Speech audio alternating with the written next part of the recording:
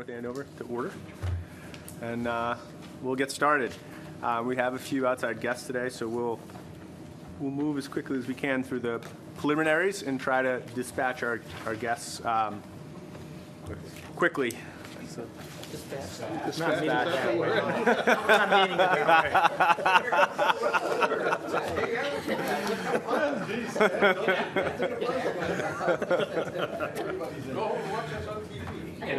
Or release. Right. Catch and release. Catch and release. Right. So let's take a quick review of the minutes from last meeting.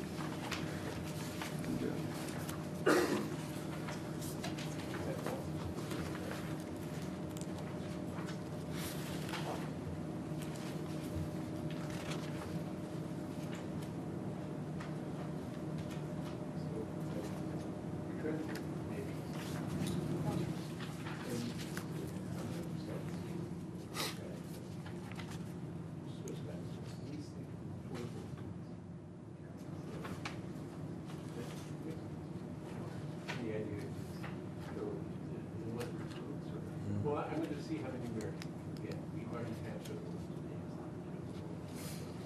Yeah. But I may ask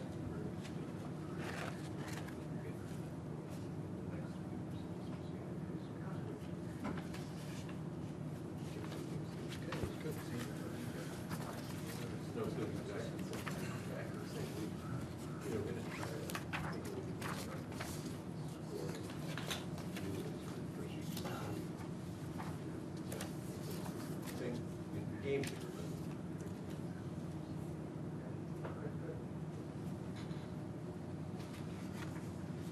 Okay. Any changes, additions? Any changes or additions to the meetings, to the meeting minutes? The motion to accept the minutes? Motion to accept the minutes of the previous meeting? Second. All in favor? Aye. Okay. First, we'll hear from Jim Mealy on the school department budget update. Bill, did anybody get? We did. We all have this in our materials. The FY16 operating budget update. Okay. So as I committed to in June, I think was the meeting at the police station, following budget status report to the school committee each month, I would attend a finance committee meeting and give you the same budget update. And that's what you have in front of you.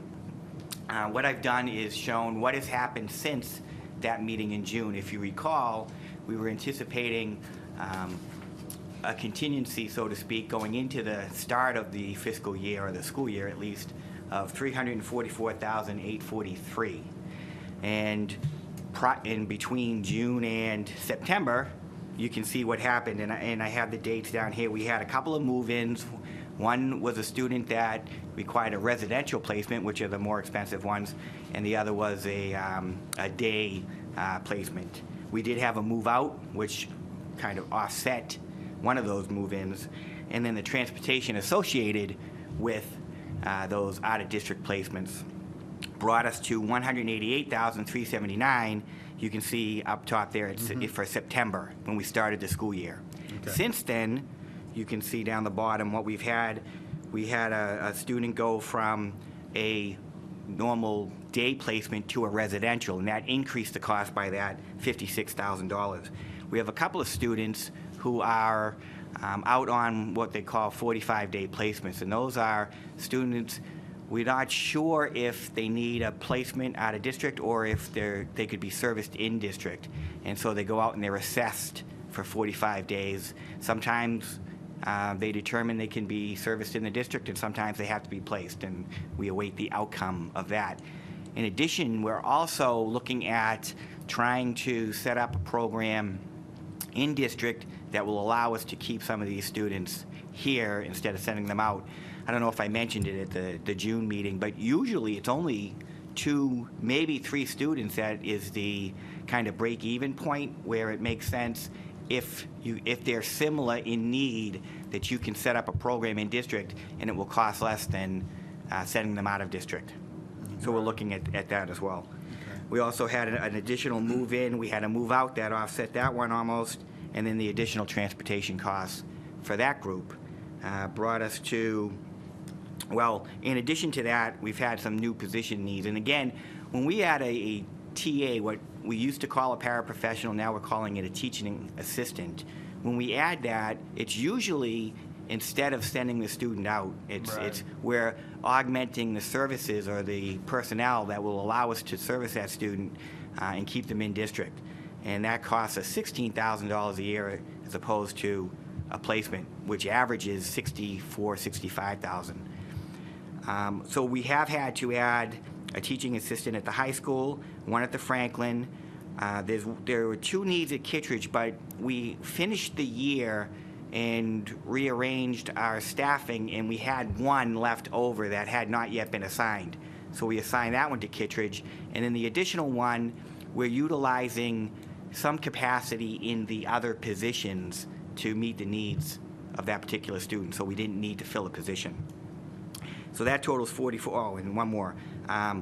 Based on caseload at the high school speech therapist, we increased from 0.4 to 0.6, so we increased by 0.2 based on caseload. So you can see that right now we are at $55,140 in contingency. And I will say that what I've seen in most years is the most activity is between the end of the last school year and probably October, into November, and then it really slows down.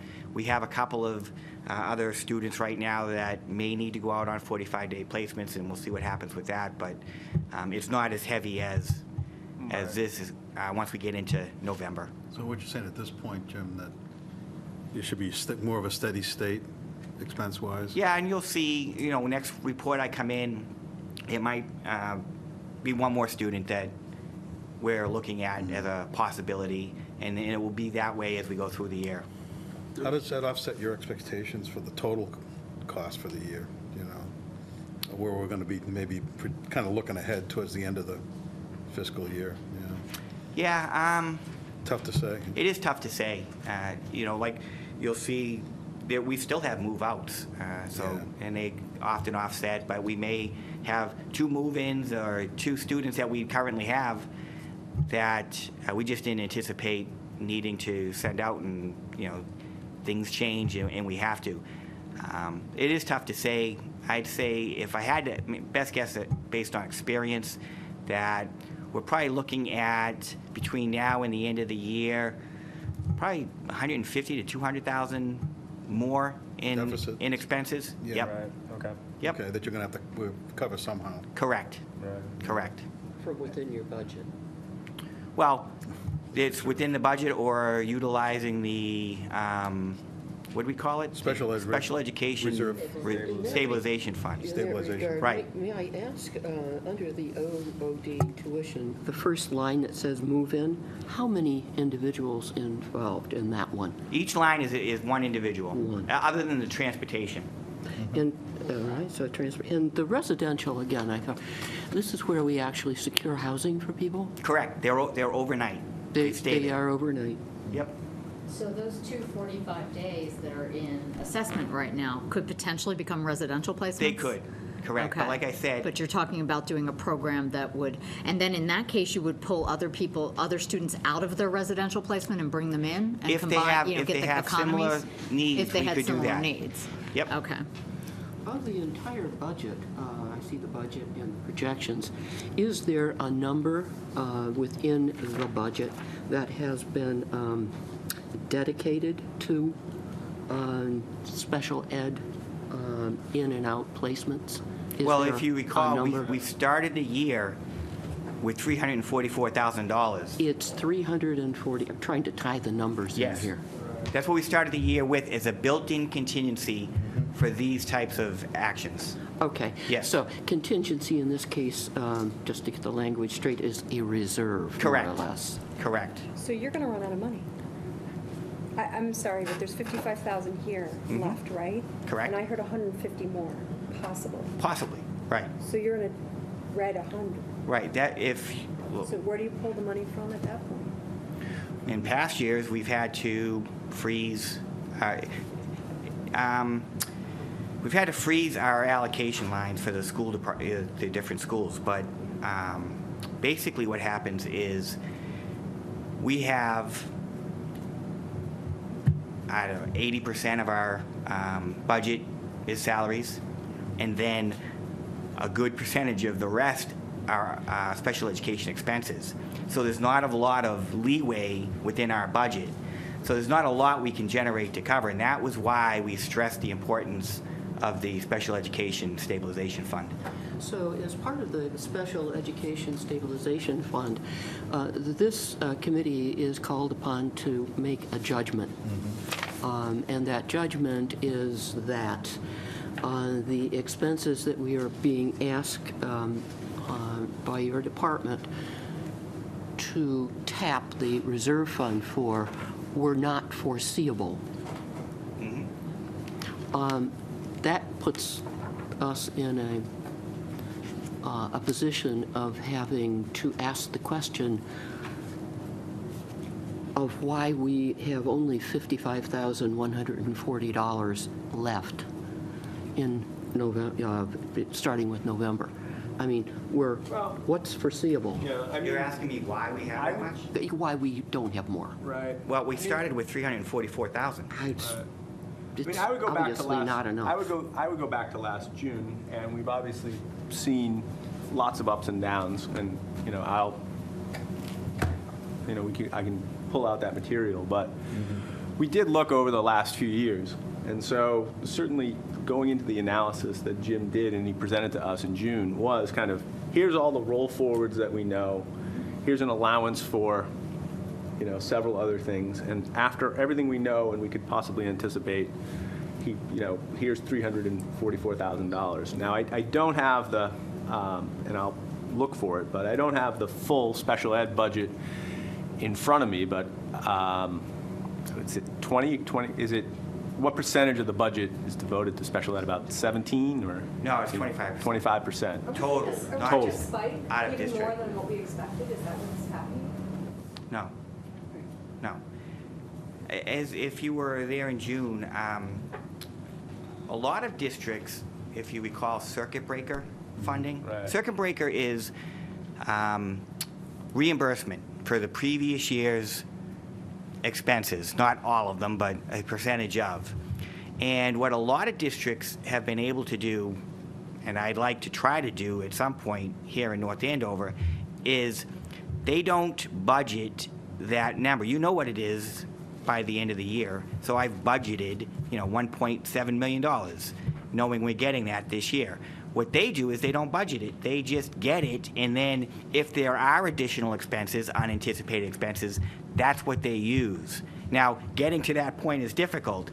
And, I've talked to the town manager. We've talked about trying to figure out ways to do that. But if we could do that, we wouldn't need a stabilization fund.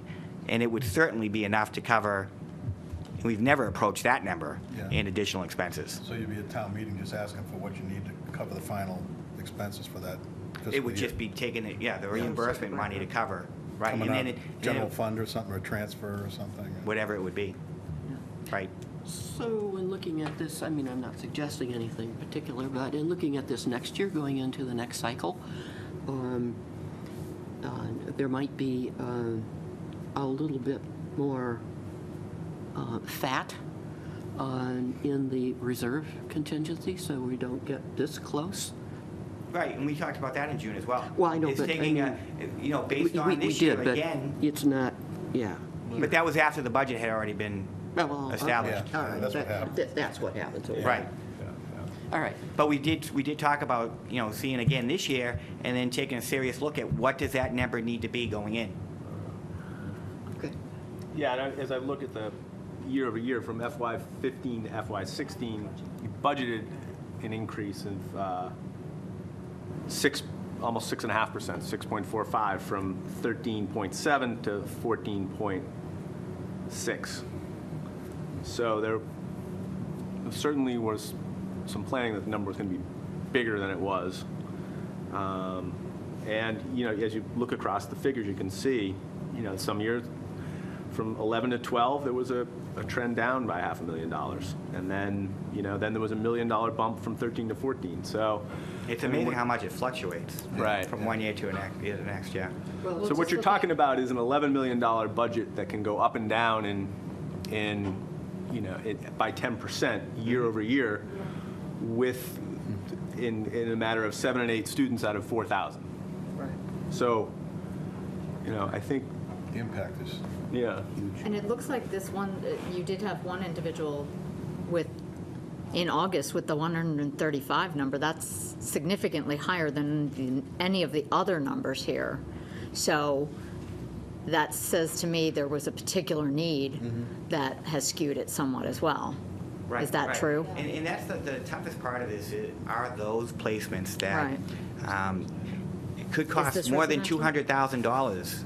And if a student, I don't know if you recall this, but if a student moves in and they are part of a collaborative, then the sending district, where they're coming from, owns them till the end of the year, the school year. But if it's a private placement, which most residentials are, the receiving district owns them right away. So those are the toughest ones. But The other one you can actually plan for because you get some heads. well, Yeah. they come in and now for the next year you have them, correct? Yeah.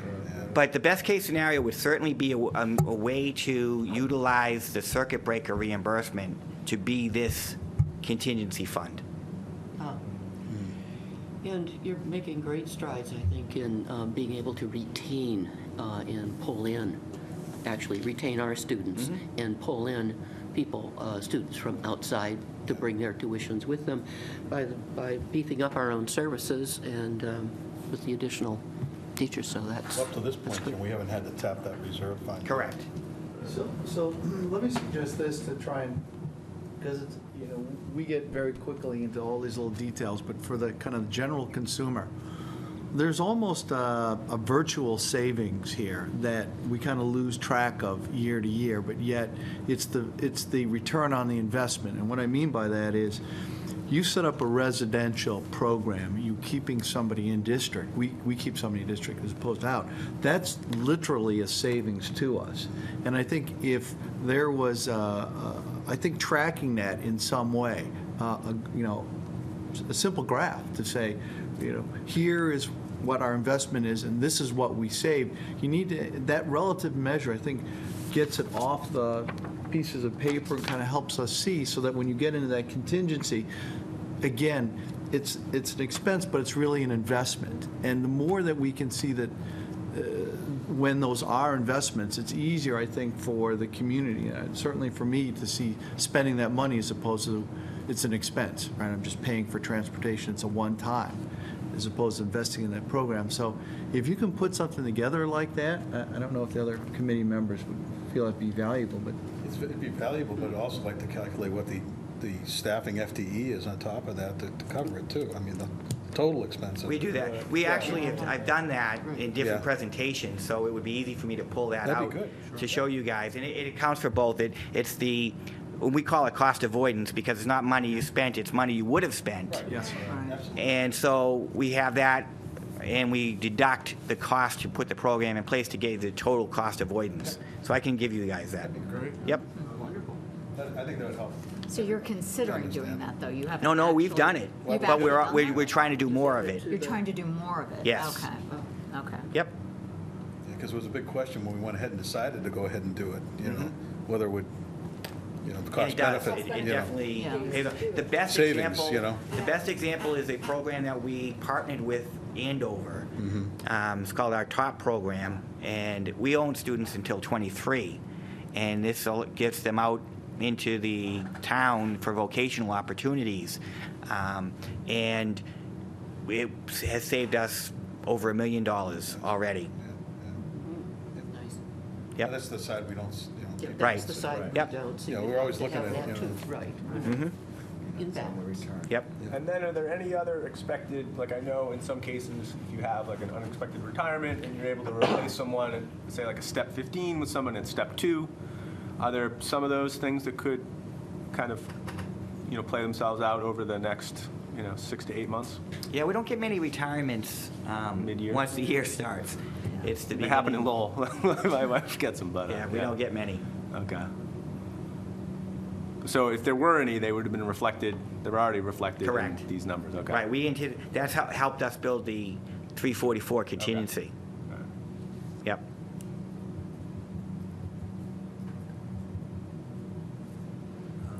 So we let them off now?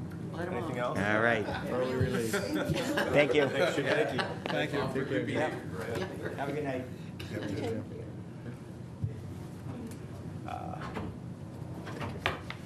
Okay. Next, I've invited Ted Tripp from the North Andover Taxpayers Association, and we had an exchange over email, and what I said was I think it'd be really good to hear before we get into the budget process. This is the time of year where we have the luxury of time on our, and this is when we should be thinking sort of big picture about the budget in broader strokes.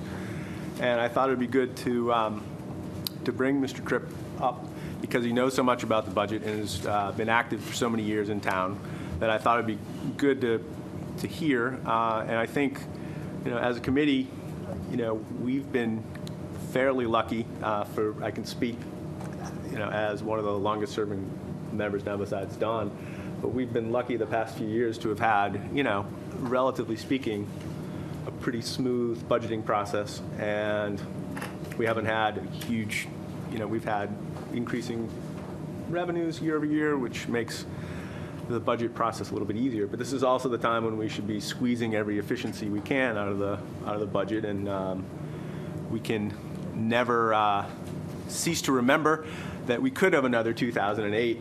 We could have another, 1979 or 1977. These things come up, and by their nature, they're completely unanticipated. And the time to be thinking about savings and what to do when things go wrong and how to save some money and how to make smart investments is now. Because if there's a downturn and we have to cut budgets, we're not going to be able to make those investments that might pay off, might have a return on investment of 3 to 4 years. So we should be making those investments now, looking now ever more carefully and making sure. I think our reserve policies have definitely improved, our ability to deal with one of those issues, but I don't think you can ever be, I think you have to be ever vigilant on this stuff because, it doesn't take much. It's 0.5% there and 0.5% here. The bond rating Right. is really important, and we're really getting scrutinized by the rating agencies, so. Well, it's the other things, when you look at you can raise the levy by 2.5%, but then we're raising the expense by 3.7. Where does the rest of that come from, And it's like, it's all this other stuff that's going on that, fills it in, and somehow we make the number, So I'd invite Mr. Tripp. I'd just like to get your perspective, and I think I'll sit back, and I think we should have a good, free exchange of ideas and what you think has been working well, what could work better. Well, I think one of the things I'd like to say tonight is I moved here in 1999, so I'm kind of a newcomer. But one of the things I've seen in the last 15 years is a big shift in the financial thinking or approach or culture, if you will, of how the town operates its finances. And I think a little history is in order here. I know, or I assume there's a lot of new people on the committee. Does anybody remember the North Andover Financial Task Force report of 2001, just out of curiosity?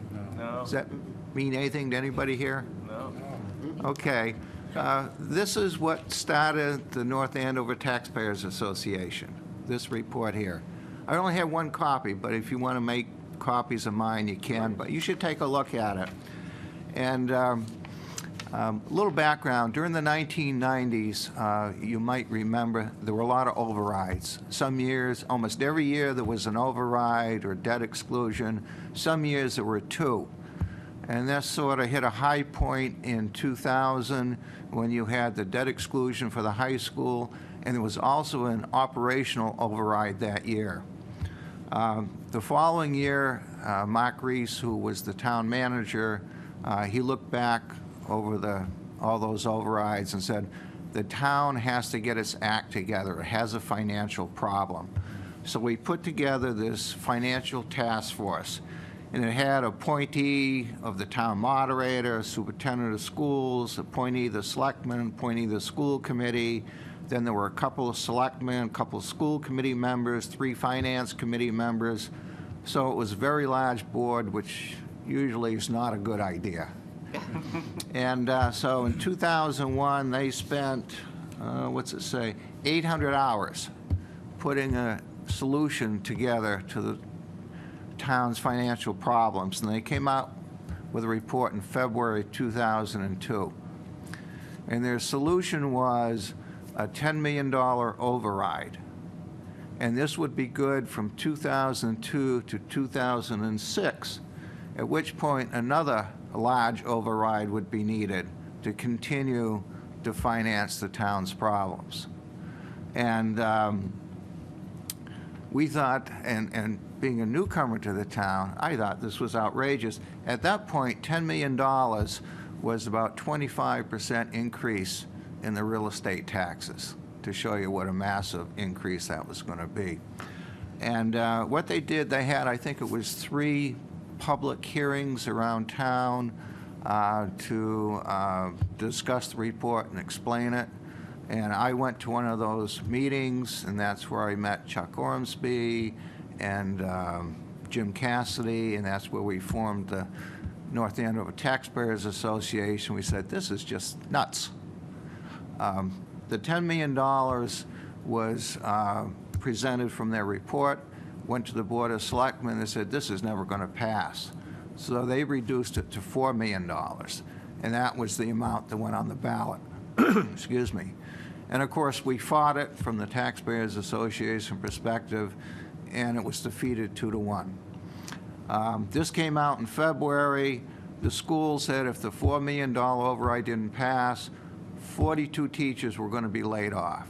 We can't afford to do that. It was in the newspapers. That was the number they used. By the time the override came around, I think it was late May or early June, and it was defeated. By the end of the summer, no teachers were laid off. So that spring, additional revenue came in from the state. I think there was some other revenue sharing from somewhere, some other money came in. So all the doom and gloom that was predicted just never happened. And I don't think anybody was laid off. I don't think any other municipal employees were laid off either. So that was the beginning of the Taxpayers Association. So the culture was to find or increase revenue through overrides and not decrease spending. So it was increased revenue, not decreased spending. Then I think it was 2005 when the issue came up for a new police station. And again, it was basically a $10 million structure, a new police station on the corner of Mass Ave and 125. And I think the override was for something like $8.5 million, and there was another $1.5 million that was being spent for design. So it was basically a $10 million structure. And we thought it was the Taj Mahal of police stations. I mean, it had all the bells and whistles and everything. So we fought that. We defeated that 2-1. And as you know, some years later, they built the police station. We have a beautiful police station now on 125. It was built for slightly more than half the cost and within the budget with no override. So we basically forced the town to take another look at it to see if we can come up with something less expensive. As you know, the preschool building was built within budget, was done without an override. Another thing the Taxpayers Association did back, I'm not sure when it was, 2004 maybe, they wanted to build the Foster Farm School. The school department or the school board did a study showing all these students were going to flood in. We needed a new school. Taxpayers Association actually showed these students were not going to show up. We didn't need the school. We were able to convince the school department, the school board. We did not need Foster Farm School. We saved the town $35 million on that school. So that's kind of the history. Now, more recently, I think what has changed in more recent years, I think two things. One is we've sort of convinced the town that you can put up capital buildings within the budget. You don't have to go for an override every time you want to build something or acquire a piece of land. And that was sort of the attitude during the 90s and the early 2000s. You know, you want to put up a building, you have to do an override. So they've gotten away from that by planning. And the original intent of Proposition 2.5 was you do all your buildings and all your expenses within this 2.5% yearly increase in the budget. And the only reason you would go for an override is there are only a couple of reasons. One is an unintended expense. You lost a court case, for example. Somebody sued the town, there are a couple of $1 million you had to pay, wasn't planned in the budget. So that would be a real reason you could go for an override to pay for it. Another one is something came up unexpectedly you wanted, like a piece of land that the town would like to have, but it just came on the market suddenly, and it wasn't in the budget, but you didn't want to lose it, so you went for an override to buy it, to pay for it. So that would be another reason. But it was never intended as a means just to build a new DPW building, a new school, new police station, fire station, or whatever. So it changed the culture of how the town looked at building its infrastructure. The second thing I think is important that changed the culture was something I pushed for, I don't know if it was 4 or 5 years ago now, and that was at town meeting. I tried to amend an article to force, I think it was the Finance Committee, to do a 5-year projection of expenditures and revenues. At that point, we were only doing 1 or 2 years, and it was sometimes the FinCom was doing it, and sometimes the town manager. But there was no, nobody was forced to do it. And I had a back and forth with the Finance Committee at that time. They didn't really want to do it, and it was kind of a little bit outside the frame of the article anyway. During the discussion, Mark Rees stopped the discussion and said he would take it on himself to do a 5-year projection of revenues and expenditures for the town. And I think that really stabilized a lot of things going forward. Because now when the town negotiated with the unions on, 2 or 3 years out on what it was going to cost, for the fire, police, and especially for the schools. Because I remember on one of the teachers' contracts, a year or two later, I went to a school committee meeting, and I said, they just negotiated a new teacher's contract. I said, is this affordable over the next 3 years within the expected revenues of the town? And they said yes, which meant they had to look at what the expected revenues were. And that wasn't available a few years before. They didn't know what it was going to be 2 or 3 years out. So now they have to look at that, and I'm hoping the town manager does the same thing on the municipal side.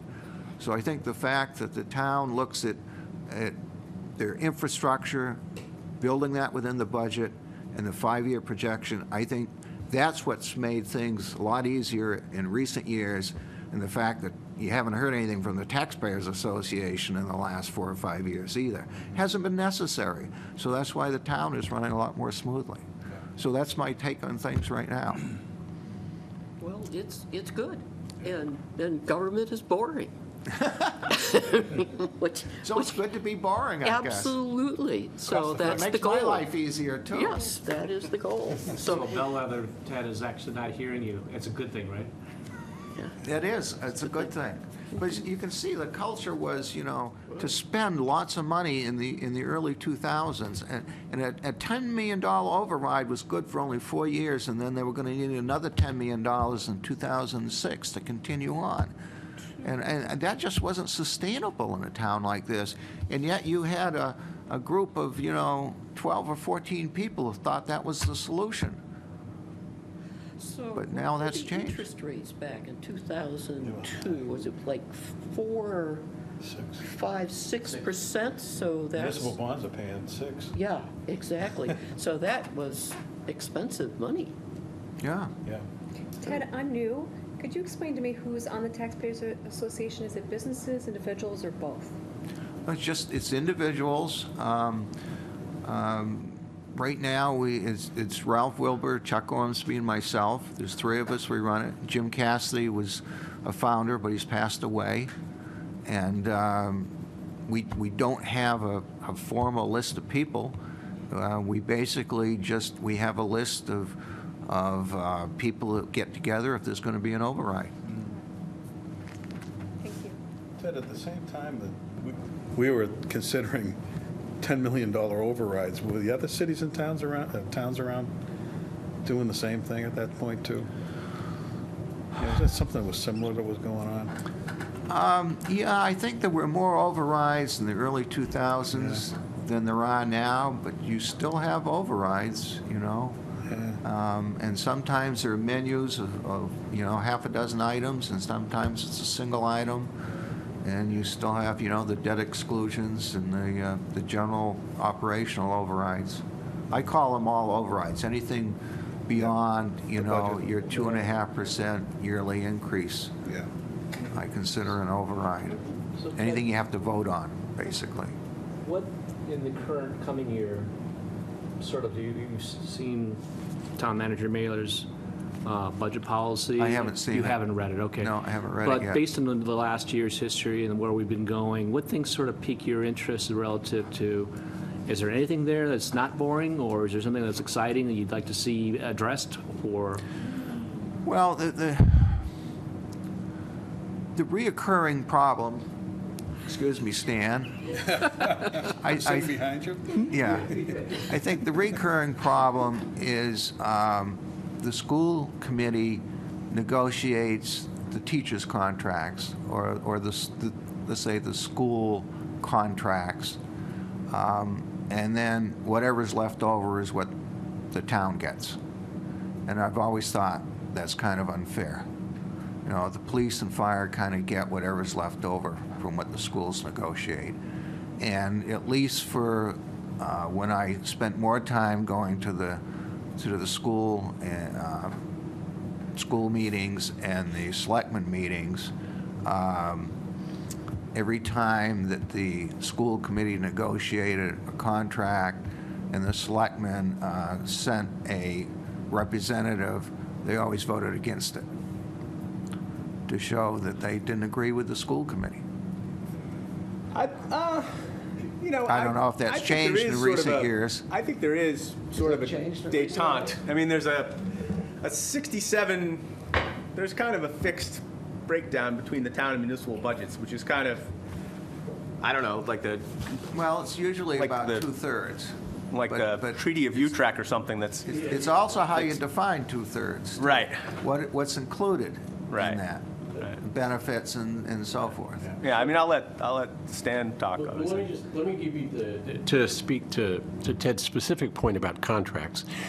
I can't speak for 10 years ago or 15 years ago. I don't know how that worked and what was going on.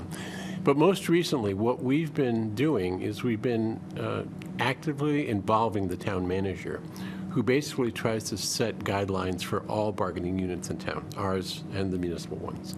And we try to stick to those guidelines. We don't try to vary, we don't try to come up with another deal for our bargaining units than he's trying to do for his bargaining units. And he was an active member of the team that negotiated the teacher's contract this last time, which pretty much held to the guidelines he had laid out across the board. And he was an active participant in that process. Now, I can't speak for earlier times and how that worked, but I think we have kind of turned the page on the process, and I think now it's a lot more uniform than it might have been in the past, Ted. So Well, that's definitely changed. So I think, you know, a lot of that has to do with our new town manager, I have to say. You know, he's helped us try to see, you know, I think his approach is he offers everybody a fair deal. It is a take it or leave it deal, I have to say, but it's a fair deal. That's the way he operates. So he's honest, he's transparent, and he makes you an offer that, you know, it's hard to refuse. And the same has been true with budgets, right? So in the past, we used to talk about, it was the poker budget, right? So you go in with a budget that's 3 times what you think you're going to get, because sooner or later you know you're going to end up with some small number. You want to make the small number as large as you can, so you start as high as you can. We have pretty much stopped doing that completely with this town manager because we know it would be pointless. Not only that, but it would damage our credibility with him, and we'd end up getting less money no matter how. Sandbagging. Yeah, he's not the guy you can sandbag with that. So all the negotiations are really before the fact to try to help him understand what our requirements are, what our needs are. But then after that, it's he gives us a number, and you know we are hard pressed to not try to live with that number. It'd have to be something pretty dramatic that we'd have to go back to him with. And I feel very sincere in saying that if we had something that was unanticipated, he'd at least listen to us, right? I don't know if he'd do anything about it, but he'd at least listen to our story. So in that respect, it's a whole new era for us on the school side because it makes it much easier. And for us now doing budgeting is so much easier than it was before because we had to go through this 8-week poker game, right? To try to drag as much money out of the operation, out of somebody, right, as we could. Now it's just, we get the money, we allocate the money, and as long as we can figure out how to meet all our needs, we're good, we're done. Yeah, and I think that's really a good way to kind of look at this little trip down memory lane. It's sort of like remembering the old Sullivan Stadium. Okay, we all remember how cold and hard that was, not a fun place to see a game, not a good team to watch. And it's good to remember that, but it's also we look at why things are operating the way they do today. And to your point, Stan, we've got a town manager and a process. When I think back to when I was on the school committee, which is now 8 years ago, I think, we didn't have pro formas. We didn't have those projections. There wasn't transparency in the process. And what the transition that Mr. Mailer has brought in, I think, has permeated the school committee, the board, everybody is now dealing with their cards out and open, and there's a process for it. And I think just like how our buildings, look at what we've built in this town in the past 5 years. That's amazing. As Mr. Tripp points out, without an override. But Any kind of override. it's because it's process. It's not just that this is a town that there's revenue, but there have been processes in place. And when I think of how helter-skelter we were, the message I get out of all this is, that was then, this is now. I think to what you were saying, Tim, now's really the opportunity to look at how are we going to invest for the future. And it's really using the money wisely here, and it's how to get our return, like as you know, earlier, you know, those cost avoidance things. Where are the things that we're going to put our money in? And that's where we really expect our municipal employees to come forward, those departments to come forward and share that with us, and really let you do that, and we be more of an overview as opposed to active participants. And I think that's the other enhancement over the past 10 years, which is, as the FinCom, we are more the managers overseeing it rather than proactive in it, because there is expertise now. Well, 2 points in response to that, Chris. First is, as you know, we on the school side have really tried to work on transparency in budgeting. So we've really tried to make our budgets as open and as transparent for everybody to see as we can. So if you have any questions, go look. If that doesn't satisfy you, call Mealy, right?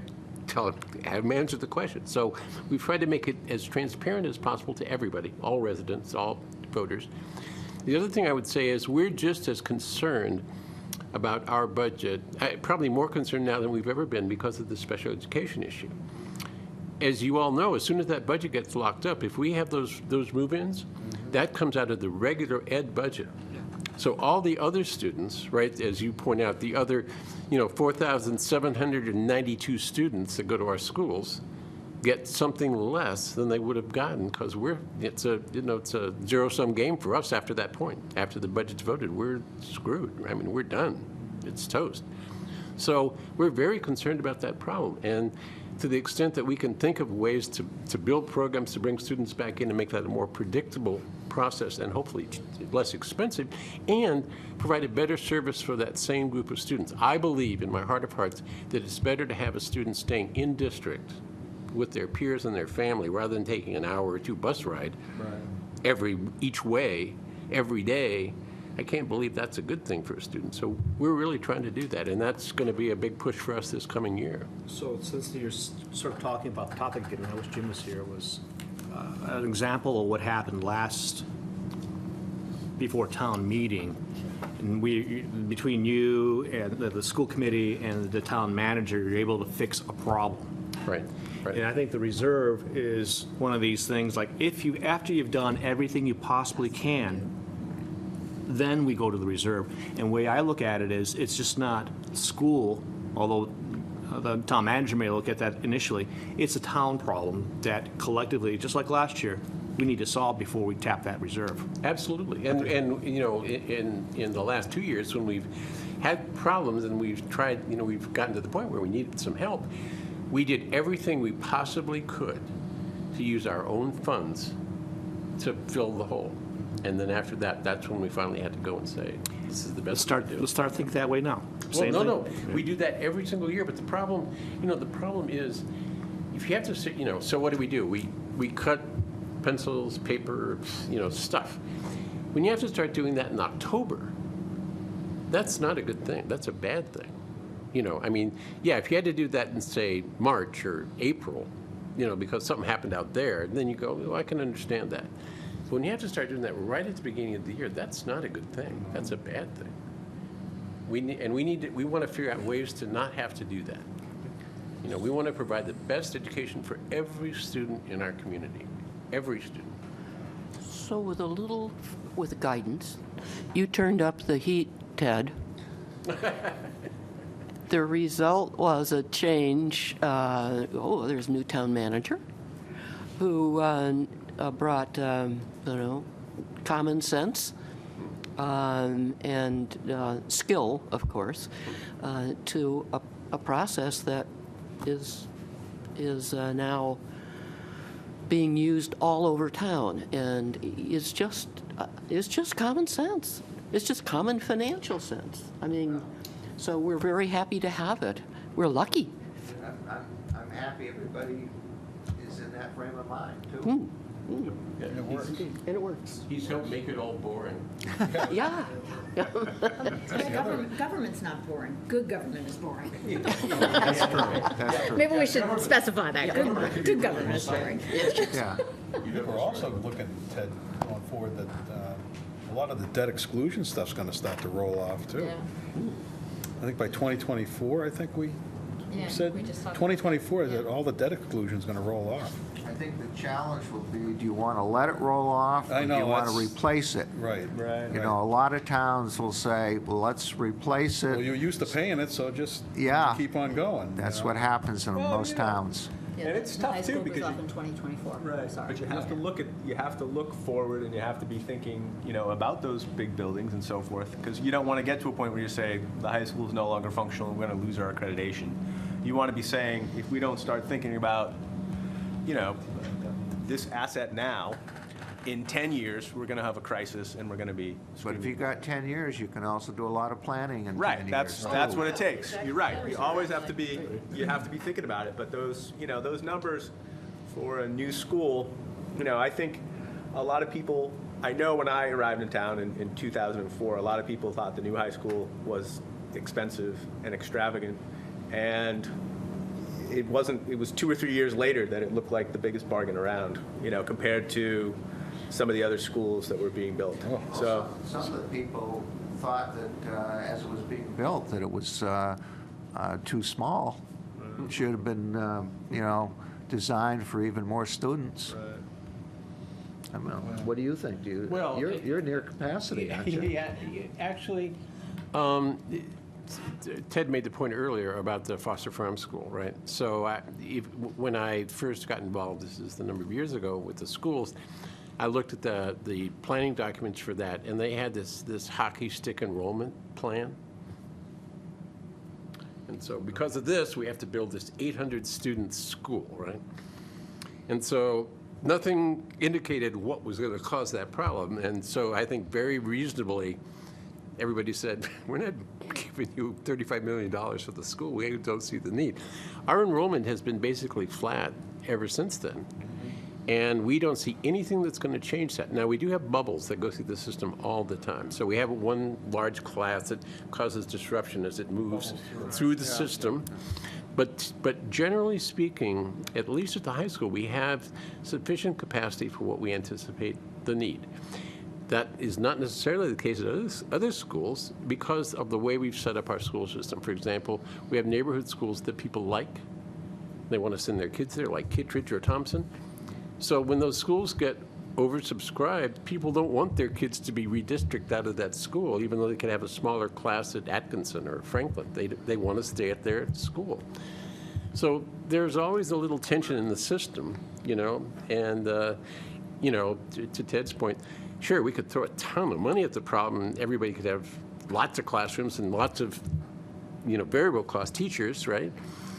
But we aren't doing that, and we can't afford to do that. So we're doing the best we can, and people have to understand that. Parents, too, have to understand. We need to keep an eye, though, on we've got some large projects, development, you know, housing, stuff like that. Some are going to have 2 bedrooms, 3 bedrooms, you know, it's going to, there's a factor, we've talked about it, you know. Right. And it's not to say, I mean, I think you've also seen in a lot of the established neighborhoods in North Andover, as the real estate market has improved, that more people are, you know, people who might have had a house and it's paid for and they, you know, they're not going to, you know, they're going to hang on to it until they can get their return. And now you're seeing a lot of more houses trade.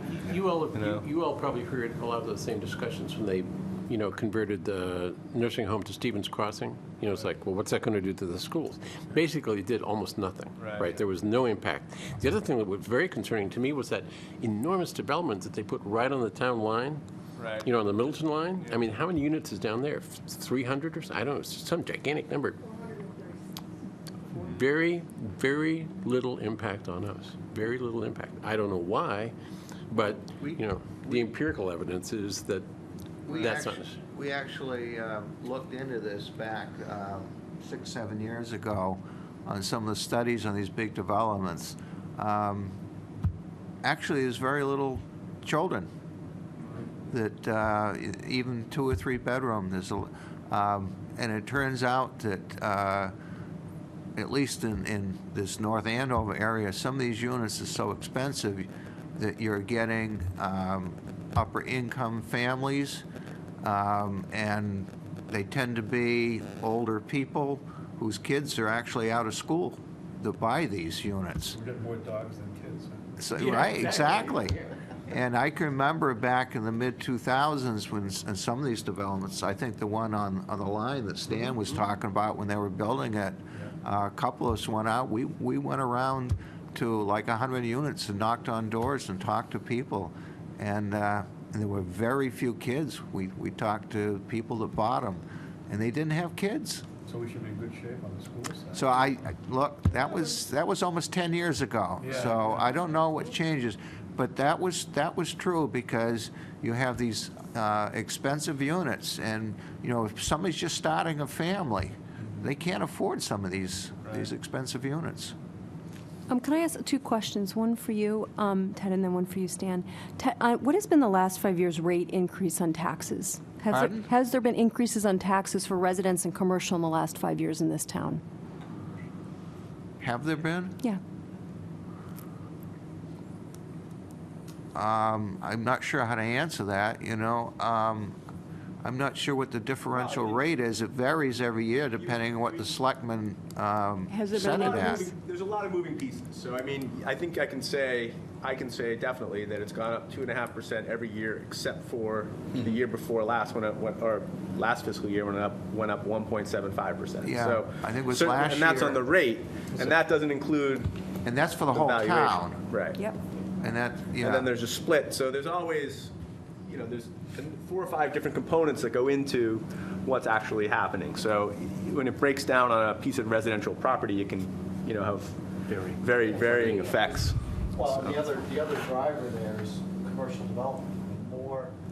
The more businesses choose North Andover and grow in North Andover, that expands the tax base. And so, as the 114 corridor and towards Osgood gets developed, those are all opportunities that expand our tax base. Well, you that have this factor new into growth it. component, which Absolutely. includes residential as well as commercial too, absolutely. which affects the tax base. So it doesn't have to be just commercial. It's new growth, which can vary from a couple percent up to 6 or 7% a year. So it's a complicated answer. That's okay. I just want to know if it went up or not. I'm doing back history. And Stan. And I'm sorry, it also depends on where you live in town. It's 2.5% overall, but if you have like waterfront property, okay, it might go up 10%. Because of reservation, yeah. Okay, it depends on the demand and your assessment. Whereas if you live in an old part of town, it's kind of run down. Okay, your assessment might not change, so your Right. property taxes aren't I going to just go know up much. inflation's over 3, and you gave me a number below. That's all I wanted to Okay. understand. Thank you. Stan, question for you. Are you guys keeping track of how many kids are not going into the public middle school and high school at this point? Great. And is that posted publicly, or is that at this point? Not sort of separately. It's been in presentations that would be online as part of packets at our Okay. school committee meetings. But Okay. I could try to pull that out and show you. Does that include homeschooling? It does not, actually, because that's a hard number. I suppose that's a trackable number. That's a good question to ask. I will ask about homeschooling, because homeschoolers theoretically have to sort of register with us. Right, the don't they school still have to district. be somehow, yeah. They have to be, so that they can demonstrate that they're giving their child, their children, an adequate education. There's no restriction or anything, but they just have to let somebody know that they're doing that. We do that. To me, that's always been kind of a significant number, the matriculation rate, going from middle to high school. Just to see, it's sort of like people voting with their feet, if you will. Yes. If people aren't And I'm sending their curious kids about to the our high elementary to school. the middle, and from the elementary out to elementary. Not so much. Yeah. The transition there is usually pretty high, right?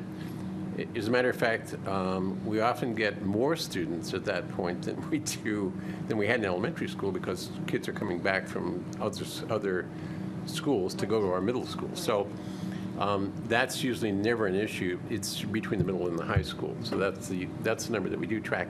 And we've really tried to look at that number, and it turns out that oftentimes it's just random. There's no real trend there really isn't. And there was a little bit of a trend when, after 2008, So all of a sudden, more students started showing up, right? And fewer students were going to private school.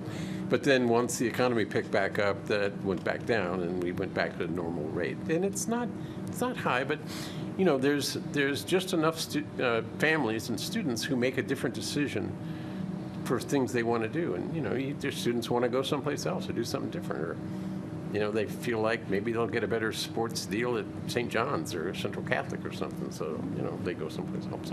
But we have that number. I can give that to you. Sorry to butt in. No problem. Good dialogue. Yeah. I want to thank you, Ted, for giving us the overview and bringing us up to date on Yes. how Yes, I'd like to thank how we you as got well. here. Thank you very much. Thank you. Okay. What do we have left? So, Andrew's not here tonight, so we'll just put that on for next. We could skip it and go to the review guidelines for FinCom. So the sheet from think at the top it says Friday, October 9th, 2015. That's our our Finance Committee guidelines for budget review. This is what we put together last year, and my thought is that we would take a look at this tonight. I think we could, if there are any changes we want to make to it, I think we could, and then given the fact that we have the budget policy statement out and the budget process is coming out, I think if we're good, once we're good with this, we should send it out to all the department heads and with the message saying, this is what we're going to look for. And we could also decide, I started thinking about this a little too, we could also send it out as a template for them to actually write in. I mean, they could take this document and mark it up and put their answers in to this document that we give them, as well as their presentation when they come forward. Maybe we could certainly ask them to do that. Yeah, yeah, that's within our charter. Can we do that in lieu of not having to have them come in? Read them and then decide they should come in. I got the button. I got the chair away. A lot of this stuff is in their budget narrative as well, though. Right. So Right. that would really be kind of a duplication of effort, I think maybe. Put it in a format that we follow for Yeah. every single vision of the town. Of course. Right. You know what I mean? So, The only thing that I don't see here, and we had this question last year a lot, which is, and I understand, it's very hard to benchmark departments. We know that, schools, there's a way to kind of do that to a certain degree, but it seems to me that would be a good question to ask. It's one of those things that maybe if we ask it often enough to enough departments annually, we start to ask them, do they benchmark against something? Is there a benchmark they use? or what is the benchmark? Or what is used? I don't know, right? No, because you're right, and then once they give it, then we could use it in following years to ask. Yeah, I mean, we ask, We have a number 5. yeah, I'm reading Start to number. get at it. We'd be more Hold on. specific. But, We can move it up. That little, yeah, just one more, I D. don't, I feel like somebody could write a book, but don't we want short, concise answers, not a text answer? I feel like everything here is not going to get us necessarily numbers or benchmarks or metrics. It's going to get us a long text answer. Isn't that harder to go through than something short and more concise? For the benefit of our new member, Thank you. I would say this document, which is on one page, is the product of hours Yes. of deliberation by this group. And we started out with like 15 pages. Yes. And we Narrowed it down. It was quite an exercise. So it's not perfect, but it's a lot more perfect than the 15 pages. And it's certainly, I would invite you to review it. I already did before the meeting, and here's my follow-up. Has anybody already answered these questions from any of, No, last year. so this will be a new kind of test? Actually, not quite. Last year, we sent it out, and it was more of a, here's our expectations when you come to the pulpit. When you ask, be prepared to answer these things. And we did ask most of these questions as they went through the process. So it didn't come back in a formal written document, because I forget who said it, it's already in the budget book. But this, when you're doing your And they're budget. really good, and they flow right through this, and this is, When you're doing your budget, these are Yeah. the things that we're paying attention to. And, one thing we know is payroll is the biggest expense. yes. Why did it go up a quarter head count? I mean, I want to knock my head on the wall when I hear that, but it's those kind of questions we do ask, because they're shifting money around here and there, what's going on? Yeah. You're right, because some of them are just the text answers. You just And you that's- just can't do it in a question. Right, and each group is going to come up with a different metric or a different benchmark or something, okay. And when you said, we were talking about wish list, like I had said, everybody seems to be bringing a budget that already takes into account what the town could afford. Where is the question about something you'd like, but you can't have right now? That's very layman terms. It's really like number 8. Number 8? Yeah, Okay, I circled it thinking it was that? Yeah. Thank you, okay, Yeah. all right, good. We talked about that whole idea of must-haves, nice-to-haves, Right. and oh my gosh, wouldn't this be Be really wonderful? nice, and that's- Yeah, okay, So and that's- that's kind of what that got boiled down to. We whittled it down from 2 pages. I can only imagine. We had the discussion of wants versus needs. Yes, exactly, Yeah. exactly. Yeah, we We did. try to ferret that out. but- Yeah, okay. All of this This was is pretty in good. the budget book. If you took answers to all of these questions, is in the budget material that we Yes. get, it would take hours to pull it out. I tried to read Yeah. that. Got- Okay. I sure did. But, so it's This is there. great. We're No, just no. helping them help us pull out the Yeah. salient pieces of it, so it saves time. Do we expect the departments, when they come in, they're all going to have a slide presentation of some kind? No, No. Not this time, huh? I don't. For the benefit of our viewing audience? Well, it's a Oh. good point. Yeah, I mean, Jim always does a slide, Yeah, right. slide deck, and Andrew has an overview slide deck. Yeah, I don't know if we'd have water and sewer would do that. Yeah. You know, Public Works, you know. But you know what, now that we are transformed into a transparent, Yes, you're we right. may be, it may be wise to have, come with a slide. Yeah, I mean, this Like kind of one gives you slide, kind of maybe? the, I'm I would say what short and applies sweet. to your department. I mean, not every department's going to have an explanation for some of this stuff, Correct. right? So what we do is we try to get presentations, if they're going to have them, Right. out ahead of time on our website. On the website, So the yeah. public can look at the presentation before they see the Yeah. video, right? And can try to understand what they're going to be looking at. Yeah. So we try to do that very consistent. We try to pack it out for the public to be able to see, which is the public information, and as soon as we have our meeting, it's obviously in the public. So I would suggest that if you. What's that? You're the biggest part of the budget, so we'd expect that. Just for any presentation. Yeah, You know, yeah. academics or whatever. Yeah. And it's a challenge because you gotta force people to put them together ahead of time, not. That's what I'm the saying. night before, but, if you just say. No, I'm suggesting it for the other departments. you know. I agree. I think it's the right. And Yeah. also too, I mean, it would help them through the, the points that they want to get across. It's and not only help them through, but it's really for, again, we have the consumer, right? Yeah. I mean, Yes. Right, like I can look at that If you- before or online before the video meeting, he's right. Yeah, You you think- might have some questions. You're right. I wouldn't want to create a lot of extra work for anybody. Right, well, I was I love That's the why one it's pager short- when you said. The short and sweet, Yeah. what message you're trying to get across, and we'll look at it and compare it to what your budget is and go, they're two different animals, or makes perfect sense. But it could be 6 charts. Yeah, most of the departments are going to be 5 or 6 slides or something, or less, except for the school committee, that's good. Well, and this came directly I remember the meeting when, because Brian Gross was at the meeting from the school committee, and he said, like, it'd be a good, I'd like to know where you're going to be coming at us from, like, I would like to know your angle of attack and try to be ready for it. And it's Like true, we do, there's too. a lot Yeah. of numbers, there's a ton of numbers going into the budgets, and there's a lot of moving pieces, and if you, can certainly, Lose track.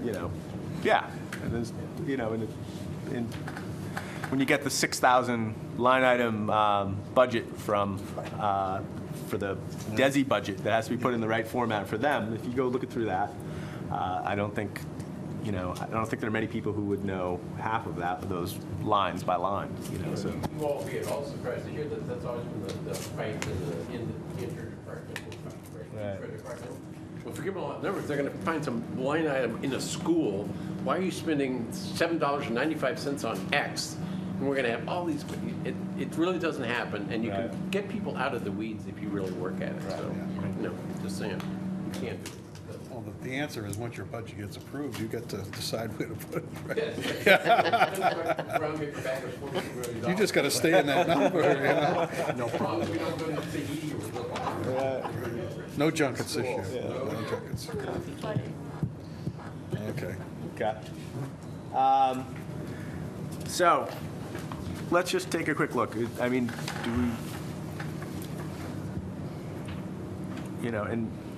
and maybe that's, again, maybe we talked about benchmarking over and over again. Maybe the benchmarking versus different towns, maybe that's our homework. Maybe that's what we got to be able to. Well, that was like apples and oranges, because everybody was It can doing be. something. Yeah. It can be different, but of course, I think it's one of those things where, you might not gain in a direct yeah, there's going to be some things different, but if you can spot something that jumps out at you, I mean, But I don't know, pick a department. We're talking DPW. I'm sure they talk to other communities. Right. There's some communication there. They're the experts. They're the professionals. Let's have them try and give us some insight to it. Hey, if the answer is, look, everybody builds the wheel differently. Okay, just explain to me why your wheel is different. But if there's similarities, it's good to know. exactly. And it's good to know, hey, we're really better than, we're way above the average, or we're in the middle. How do we know, right? The example, the simplest possible metric would be cost per capita. I mean, so I just take any department and divide it by the number of residents and say, now I'm just going to compare that to Andover, Oxford or Lawrence or something. That's one measure. The other measure is now the town manager is having, particularly public safety, report a lot of data, incident data, right? Yeah. Calls for fire departments and number of things that police calls and all of that. So there's a lot of data. And you could probably get that probably required reporting, I bet. You probably have to report that. So other towns probably have to report I'm sure, that. I think the state's probably. Yeah, that's what I'm saying. Yeah. State or federal, if you want to get money or grants Yep. or something, you've got to report that. So, that data is probably available for other towns. You could compare. Now, have we arrived at a cost per student on the school side? Oh, absolutely. Yeah. It's on the school card. Yeah. Yeah. That's computed for. We don't get Okay, so the state does the that. state does it, Right. okay. Yeah, so that's a big metric right there. Yeah. Of course, you have to make sure that the departments are, if you're doing a cost per capita, are you really, again, sure that you're comparing apples and apples? Yeah, Like What all the falls benefits are into in one department and not right? in another? Exactly. Like, how do you know that another town breaks it out the same way? Starts at town level. Some towns don't have their own reservoir. Yes. Thinking they're buying the water from another place or something. Right. And some don't have sewer, they have septic Right. systems. So it's not- I don't, so some of the stuff I don't see you're gonna, Yeah. you try to find as similar as a town as you could. It's Yeah. a brute force approach, but it gives you an idea. Like, Yeah. you looked at two towns, if you looked at us in Andover, say, Yeah. and ours was half or twice any given department. For me, I'd stop and say, I wonder why that is. Right. Either way. And, it may be because Right. it's an apples or oranges, probably could be all kinds of things, but it might be something else that you want to know something about. I mean, if our public safety departments are half what theirs are, twice what theirs are, if our public safety was twice what theirs is per capita, capita. I'd really ask some hard questions. I know it isn't, but I mean, Yeah, that would be the kind of thing where I'd say, what the heck is going on? yeah. Son,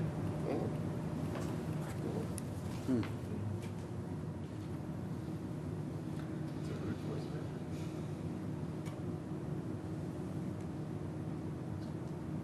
Well, I guess we can make changes or whatever to this, but get it out and see what their reaction is. What's your reaction, Stan, to this? So just having gotten it now. Yeah, I yeah. think this is all really good. Did you give Neely this last year? Yeah. Yeah. Because I would take this back and I would say, okay, let's see if we can use this as a template and answer all the questions. To Ms. Goldman's point, in abbreviated form, not long narrative answers, but simple, Right. bulleted or numeric. Or even if you point us to where in the budget book it ends up. I mean, it might be as simple as that. See section blah, blah, blah, we've already explained it. Just a roadmap. It can still be whatever that is. This could be the presentation almost. This Okay. is the outline Yeah. for the presentation. The And if you presentation. make it simple enough, Yeah. so it's on, Yeah. like this would be 8 slides, right? Yep. Yeah. That'd be 8 charts, and now I can answer all these questions in 8 charts.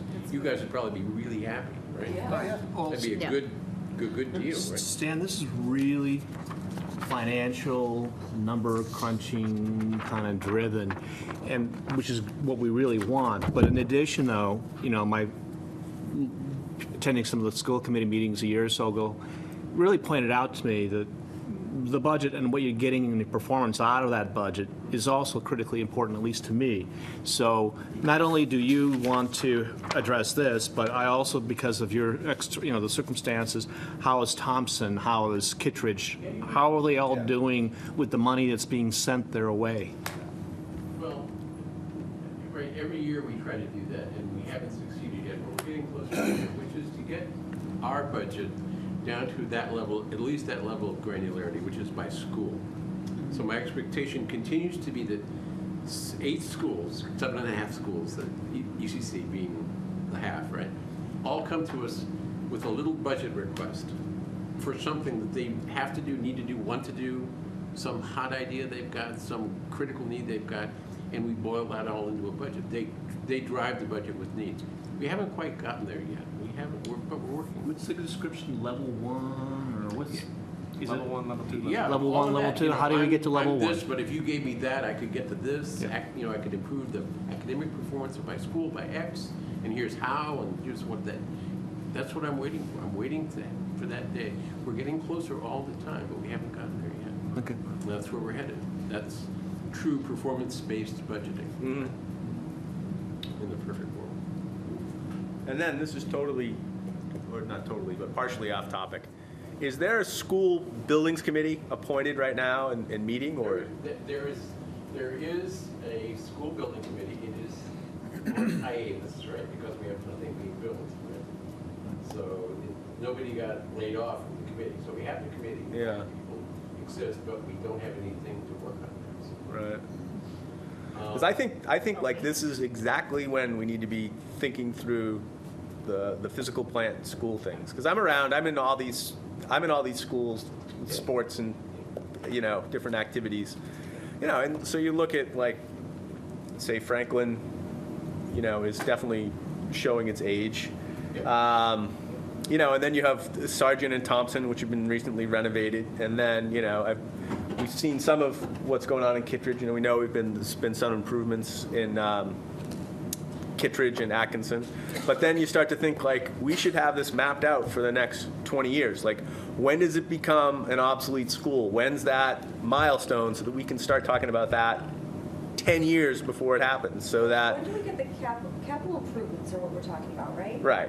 When That is comes out. When is that presented Town to manager us? drives that, and that comes out earlier. We do that first. yeah, it starts earlier, but it's presented. CIP comes first. CIP. Right, but like, is that going to be presented to us in November of the projections? No, like in December, January? January. So January's the first time we'll hear about the ideas that are For being next year. discussed. For next year. I'm talking 2-3 years out, too. Yeah, so right now, It'll be in the CIP book. right, It'll be in the. yeah. If they've I'll give you identified my Seeing book. the book, but when did they come and stand here and say, here's for the next year, and then here's a 5-year projection? That's what Andrew does. This Is, week at In the CIP. January? Yeah. Okay. right. In other words, if it's been identified need, sometimes it may not go in the year they thought it was going to go. It might get delayed. Right. That's fine, but like, for example, he mentions a school Yeah. needing, I won't mention name, a school that might need to be built out. Will that come up in the January presentation? And if that's the case, If they've does this identified the committee need, yes. get together before January, figure out, do the projection to present it to Andrew before? Yes, and Jen, my guess is since the building committee has been on hiatus, you're not going to see anything in the CIP plan for. And that's what I'm So wondering. we have, There's no new so that schools. button- Let me clarify. The building committee, the school building committee is only execution. Period. Right, it's only implementation. Yeah, It's not only projection or execution. lookout. No planning Yeah, that's what whatsoever. I'm, That is not, that is specifically precluded by state law that's where and I'm trying to charter. go. It's only execution. So once you get a job and you get the money, Then then you you go to- convene a school building committee, and its responsibility is to make sure that the job gets executed. So when does the planning for a new school building start with the, when does it start? Now, Now? now, Thought so. process? does the so- school committee do that? Yes. Okay, so we it comes just up from the reviewed- super. We just reviewed our input to Thank the you. CIP, which I could send you to, right? You can see Yeah. what that looks like. Thank okay? you. What we're doing on our side to start that. See, I want to see that before Okay, we're at January. least looking 5 years out. Now, what we have in there, Mr. Callahan, you'll be happy to know, is we have classrooms, right? We have the need for some classrooms, so that's budgeted in the CIP. How about a gym? And we just put in this current FY17 CIP, some end of the cycle, the 5th year, some placeholders for major school refurbishment. Yeah. Just like you're suggesting, Franklin, Kittredge, you know, we know we're gonna have to do it. So we're starting to put placeholders in the CIP to start to alert people to the fact that we're gonna need money right. sometime down the road Yeah, to it's do gonna be that. planned. Now, Yeah. you know, there's a very complex story that goes with now what our CIP submission looks like. just to refresh all your memory, you may or may not remember any of this. We used to have some CIP items in there for sprinklers. Do you remember those? We had some sprinkler items in there. Those have now been folded into the classroom project, right? So whatever school we put those at will get sprinklers if needed, right? So if we put classrooms, like the modular classrooms we did at Kittredge, if we put those at Atkinson, then we sprinkled the rest of the school. Yeah. And that's built into that budget now. So, Okay. there's a complex story. But anyway, the answer is, we're trying to do that to the extent that we can. Now, 20 years out, not so much, right? But Be lucky we're to trying to five. at least do 5, 5 to 7. and get that going. And, we could do that. There's one other component. You're talking about physical plant, but it's also how we want to deliver the education, and that is their recommendations on class size. And are those, are we at those? Are we staying at those? Are those the right size? I don't know. That's what the school department is. If the decision is class size should be bigger and we can keep up and we can do better, or class size should be smaller because we can keep up or do better. I mean, that's the other factor that fits into the physical plant itself, right? If the case is, if that's a feeling and it's backed up by data, then that case can be made along with it. So I think while we're focused on the physical plant, it's also what execution are you getting out of the physical plant, just like the fire station. Do we want a fire station that just fits fire engines? Or what else does our fire department do? And do we build a building that accommodates that? It's the same thing with schools. And to that exact point, along with the discussion this year, the school committee had a discussion about class size, right? And are we serious about class size? Because in some cases, we don't meet our own guidelines, right? And we haven't for some time. But to Mr. Elliott's point, that's a price that keeps on giving, right? When you hire teachers, it's not a one-time cost. It's like you build it, pay for it, and you're done with it. That's forever, right? You hire them, you got them, you pay salary and benefits forever. Care and feeding. So that's a different kind of an expense, because that's where you do have to think for years, right?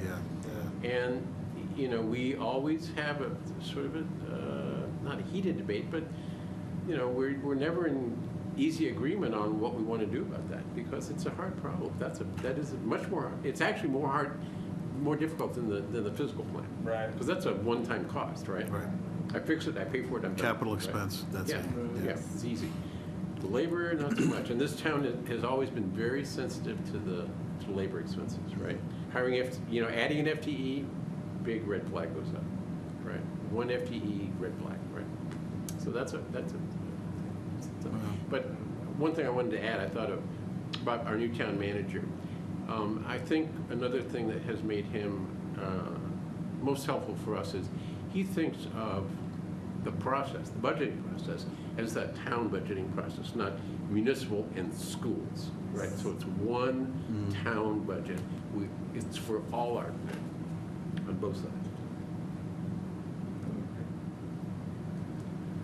Okay, well, to keep to the guidelines and keep to the agenda, which I went off, veered slightly from, are we good to go with these guidelines and then a cover that says it'd be terrific if you could either, do we want to open a menu, or do we want a menu of choices where you could say a slide presentation that addresses these points would be great, or some sort of notation or presentation that, give me some guidance here. What should the message be? I like the 8 or less page PowerPoint, because then that can be given to the consumer, the end public. I agree. And we can give this to them in Word, so they can literally copy and paste it into the PowerPoint and then write the answers. Right. PowerPoint will generate questions from us. Right. So it's not answering everything on this thing. I was going to say, Absolutely oh, not. I didn't know that. There'll be dialogue. Right. Okay. All right. So I will proceed accordingly. So that'll be the message that goes out to the department heads. I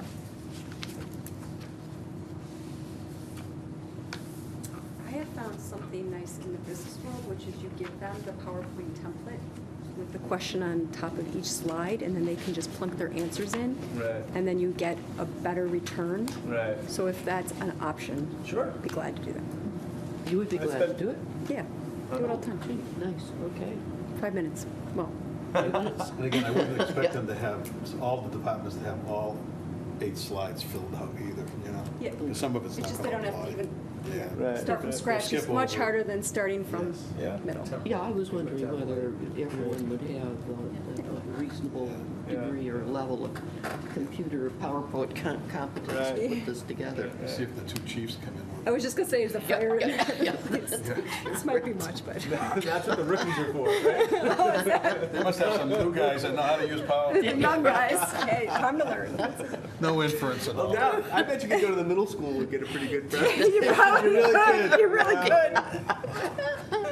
They could actually go to the AV studio at the high school. Yeah, oh yeah, you get a great one. That's good. Go and see Randy. Yeah. Nice. Okay. Okay, so we decided that. All right. For point G, we danced around this from time to time, and I thought we should just quickly decide if and how Excuse me. we want to establish like the finance committee Facebook/Twitter thing. I'm not social media, so I wouldn't be on it. No. I have no idea what that is. No, me either. I'm out. Sorry. I mean, I can do it. I've had a Facebook account.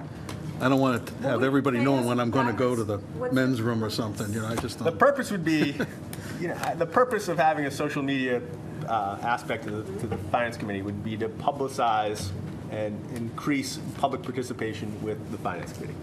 So we could announce meetings, we could, in a lot of cases, say with Twitter, it's more, a lot of people, I use it mostly as a way to receive information. So if you follow people on Twitter, you could see, like if I followed Dr. Price on Twitter, she'll say, I'm going to be at a meeting on, Wednesday evening, or I was out and about and we did this.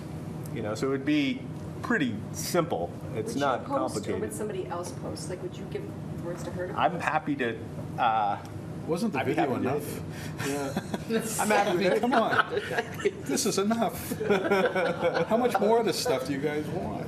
but the thing No, about, he has a good case, and I don't. the thing about like the Twitter and Facebook is it's you can decide to follow, you can decide not, and it can Right. it could get picked up, like somebody People want to could. know, but they want it dumped into their laps, to be honest with you. Right. So this is what that provides. It's a push versus a Make them pull. do some Yeah. work. Yeah. Come on. I have to go to the Dropbox. I got to put my town email. Good government is hard work. Come on. Democracy is hard work. I mean, I get text messages every 15 seconds. Come on. How much of this stuff do you guys? It's interrupt processing. Are you going to run out of interrupts? I mean, how can you do it? Maybe we could think about it and talk about it next time, Okay. Yeah. because I'm a yes with some contingency. Give some examples of how, and what, and where, and why, and all that So stuff. for example, we could say, we could send out a Twitter message, and the I believe the town manager. There are definitely some town accounts. There's some Yes. town Facebook pages. There's some town. There's some town Twitter feeds. I'll give a great example. I have a LinkedIn group for some parents, a small number of 75, at the school, and every time there was something that went on with the school committee, Stan probably knows this, I would post with a hyperlink to the budget information or something else. People were absolutely following that.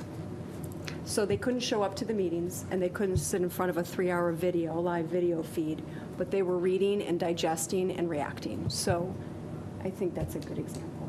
I don't do that anymore now that I'm on this committee, but when I was just a parent. So you're suggesting you would push, somebody on this committee would be in charge of the LinkedIn, the Twitter account, the Facebook. Well, that's what I'm saying, we need to talk about what And they would how push much all you would this stuff push. out to everybody, and nobody else Yeah. would have to do anything? Except be receptors? Right. Yeah, but then you've got to, if you're going to ask people what they think, you've got to then have a you've got Well, to you harvest could- it in you and act could on it, do or it. at See, I least don't thi- respond yeah, I to don't it. know As if much we'd or as ask. little as your. Yeah. I don't as think we you would ask possible. anybody, but the point is you might You're get a saying different directing turnout them at the town meeting, you Yeah. might get a different turnout At the here. public hearing. Yeah. Yeah, we just a might get few. some- Well, we don't want to violate any open meeting law, right? I mean, if we start So having. you can't debate. You can't really Yeah, have a it's debate or not a open, conversation. It's not about discussion, stuff. it's a push of a. Right. Of a link to information or a meeting date, or, That's right. That they might not be able to find, like it took me 2 years to find something buried in something. Now it's really just open and easy. So we are going to take the Right. budget apart now. We No. are going to find that pencil. Fine. Just saying, you know. We're going to find that notebook that got lost. Yeah, the one thing that you might need to do, you might need to have some way more quickly inform people about meetings, because once they start the renovation of this building, Oh, yeah. you guys are out of here. Yeah. oh, that's So true. we are real short No, on, but we took the conference room at the new school administration building. when I realized what was gonna happen here, steam started coming out of my ears. I roared out there and I said, are you gonna, what kind of carpetbaggers are you gonna let in here to our conference room, you know? I was friendly until I realized we were gonna lose this, now Well, we're. that's why we voted to do it. Anyway, so you might need to let people know where you're going, Yeah, that's because it might not be true. the same place every time. Right. No, that's true. That might be a good reason to do that. Including us, I'll follow. Yeah, So I exactly. know where to show up. So I guess part of that would be, what are other towns doing? I mean, everybody else doing this? You know, I mean, posting it in this way, how they doing it? You know, we can, I mean, I'll look around.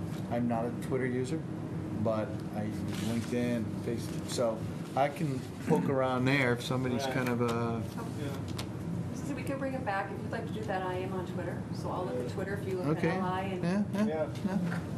Yeah. I mean, certainly like Facebook, I mean, the most famous Facebook page in North Andover is North Andover Moms, which the school committee, I'm sure Stan has a stalking account and he reads up on it because it's constantly coming up with what went on in the schools in North Andover. I use my wife's. Turns out Facebook is the new email. Yeah. Right. I have it. So if you want to get to anybody that's under the age of about 35, you Right. have to use Facebook. Yeah. Send them an email, they don't read email. Yeah. No more Even if they have an tech. email. IM And doesn't kids do it, even, doesn't do people it. even younger use Instagram. Instagram. Yeah. Yeah, Well, the Facebook reason is you not use a cool. Once you get Facebook below or a others is certain you can age. control how much feed you get. So like LinkedIn, I only get it once a week, and Facebook I can control, so it's not Yeah. a instant, dump. Yeah. It's just too much. I mean, how many accounts have passed? This is getting out of control. Now you got Yelp, we got all this. You forgot Instagram and Pinterest and Snapchat, come on now. Angie's List, Yelp. I think Yelp for. Here's the budget. Snapchat the budget, you missed it, sorry. Okay, so Did we I do think we. revenue, do we do We'll take revenue that and up. fixed committee? Did we Yeah, do that's revenue and fixed committee? Oh, we did not do revenue we and didn't do fixed the revenue. cost committee. Yeah, thank you. Didn't mean to- It's crazy. Skip that. Well, this is what. No, I said I did not Oh, yeah. mean to skip it. I was hoping he would skip it. Oh, darn, see, I'm hitting it all so I easy. put it away here because I didn't think we were going to do anything tonight, but. Yeah, I thought you skipped us. Okay, Liz can jump in, but overall, everything's pretty much, the numbers are conservative, pretty much based on the last few years. There's going to be some minor bumps in the building and, licensing department based on projects that are coming. But they're going to be one-time hits, good hits, but they'll be one-time hits, so. But other than that, there's really nothing controversial that's come up so far in it, so, nothing unexpected. So the only thing I would say is let's keep an eye on how those, how we're looking at those reserves, the contingencies, the free cash. I mean, that's a growing amount of money for good reason, but it's a lot of money. We're looking at budgets and we're looking at hundreds of thousands of dollars, and now we've got these accounts that have millions in them. And for somewhat defined purposes, but just, I think, kind of keeping a hand on it. And my request would be, I think we need to have more than kind of just that annual update. I'd like, maybe it's quarterly.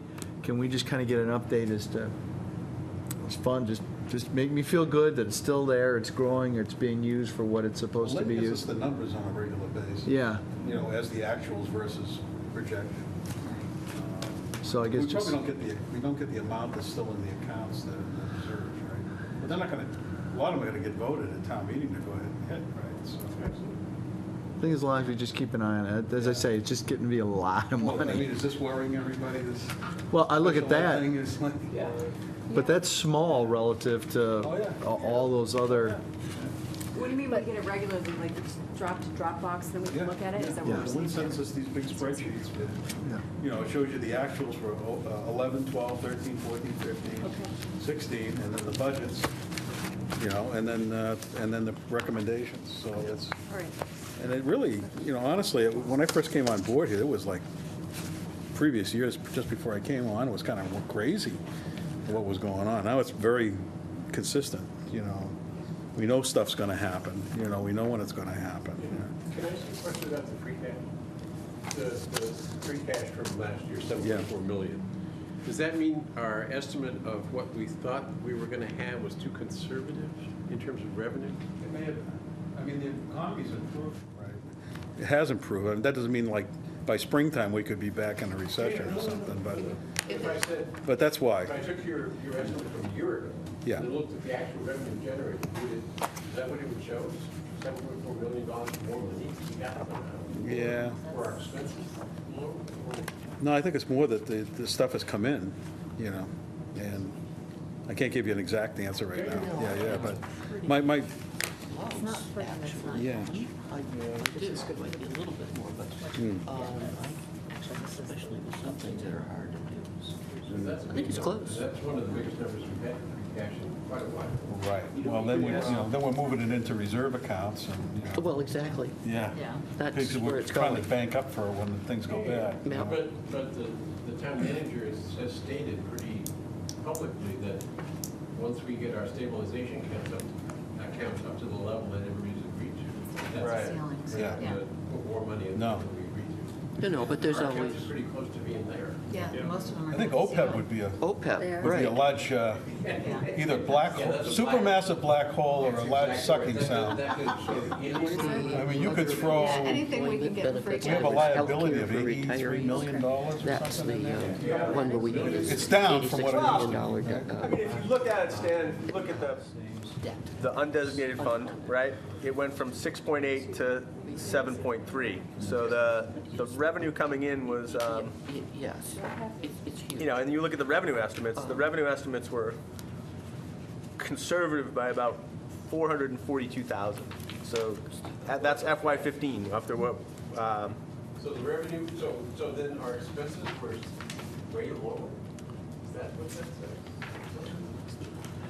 I mean, if the revenue was good on. The last number I saw was yeah, budget. yeah. Well, no, I mean, the FY16 budget was yeah, you're right. It was like $1.5 million less than what we thought we'd spend. It was 124 million at one point projected. Good question.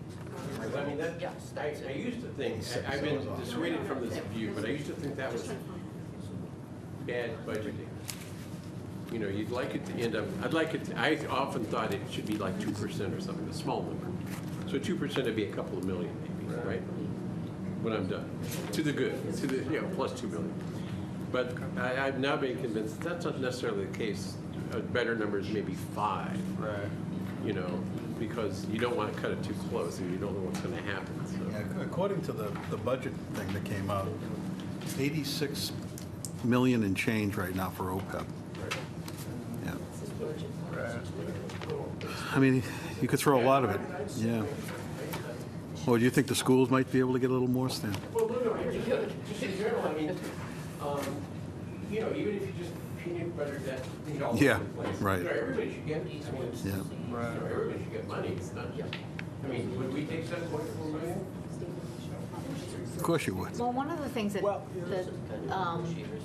Andrew pointed out at today's meeting, the revenue and fixed cost, was that our revenue's actually gone up by 3.96%. Yeah. But he's only recommending that departments ask for 3.7% because he said our fixed costs, the debt, the retirement, the health, yeah. that's all going up. They're all going up. So, and that's going to continue to trend upwards. So that's going to start to, you know, that's going to eat away at this kind of stuff over time. So, you know, he's being extremely conservative there, but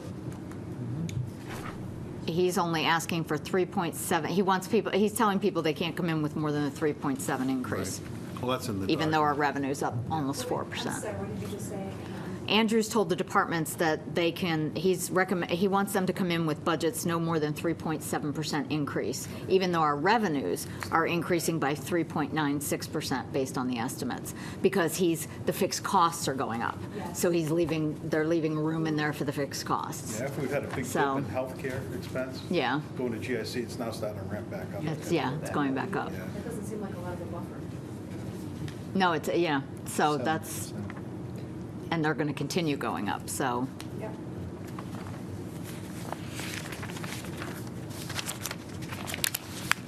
Okay. So thank you for the report. Sorry for missing it. Okay, so for meetings for the next 2 months. So I went down and I visited with Laurie, who is Andrew's, Laurie Burzloff, who's Andrew's assistant, and we looked at the schedule, and I said, we'd like to meet. I think we decided Tuesday would be the best day of the week overall. I think, there's a bunch of us who travel, and Thursday would be a little bit tougher, and we decided we didn't want Wednesdays. So Okay. We're back on Tuesdays? we can go Tuesdays at the fire station, The new one? at the police station. And then Andrew said if we could get upgraded to the fire station when it's online, they'll let us, but it's not 100% set up yet. Okay. So the reason why I wanted to go, my thought was that we should just try to, I know it's difficult when we move things around. The police station is not that hard to book. There's not a lot of people who meet there. What? It's empty. Right. Okay. So if we want to go on Tuesdays, that's the location. I just thought we should stick with the location for the budget season, and Yeah. then we're not confusing people if we're pulling them back in, or, confusing ourselves, which I've done before too. Try to stay in one place on Tuesdays. AV so that PowerPoint. Yep. Yeah, they have a good AV setup. The only difference is that our meetings can't be shown live, but they can be taped, and recorded and played The back. chairs aren't anywhere near as comfortable. Right. No. Say, Have to bring your own pad, huh? It's very important. are you serious? It's like a cell serious? chair or something? I'm bringing my own pillow.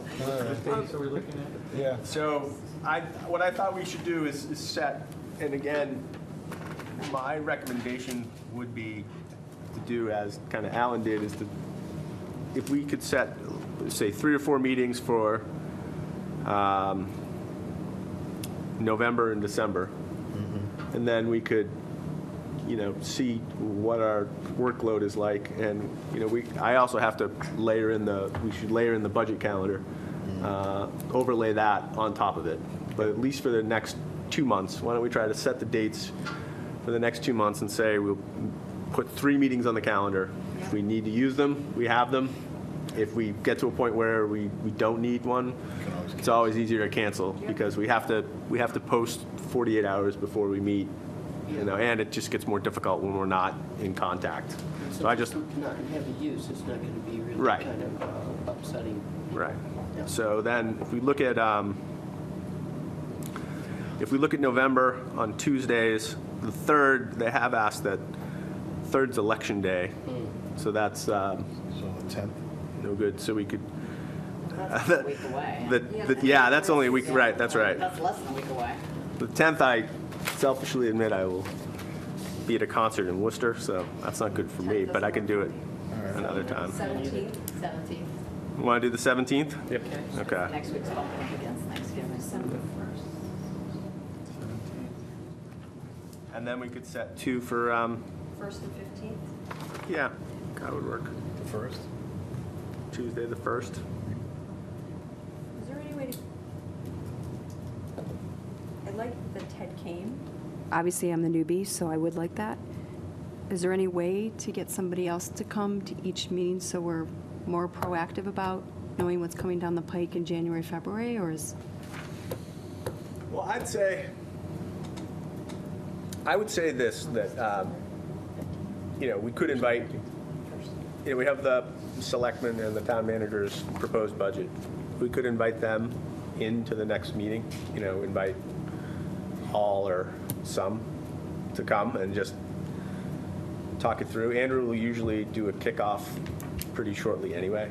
Probably would have done it tonight if we'd come tonight. Yeah.